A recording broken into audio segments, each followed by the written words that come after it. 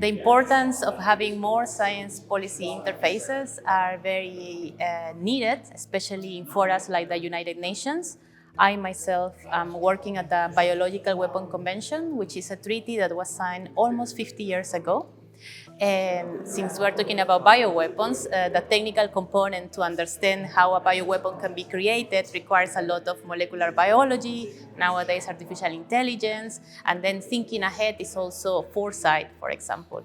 So the need to have technical expertise coming to the table to aid the conversations and the discussions that happen at the convention, where 187 countries have to approve changes by consensus, will be greatly empowered if we can have this technical expertise giving recommendations and giving advice, clarifying some points, and then the convention can become stronger in that sense.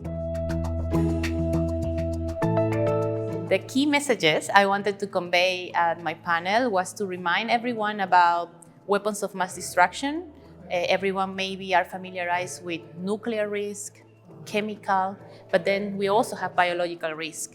And my message during the panel was to remind them that the convention that is taking care of one of the weapons of mass destructions that we need to prevent is going to be 50 years very soon, and still we don't have an organization for it. We don't have enough budget to create different offices that could be for providing legal capacity, for providing capacity building in creating awareness, education. We also don't have a verification process for the biological weapon conventions. So some of the diplomats that come to the convention are advocating for creating these organizations. I wonder, who do you think is in charge to prevent these bioweapons?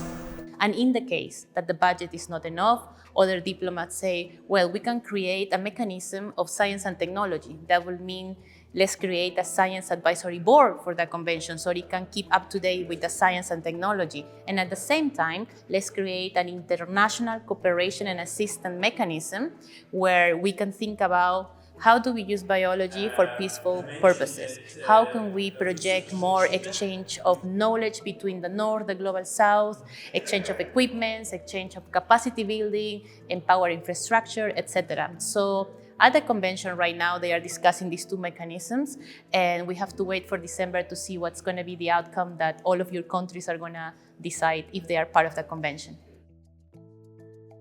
The most important task for the Biological Weapon Convention is to, of course, create consensus among the 187 countries so they can decide if they want to put these two mechanisms forward and in that way strengthen that convention.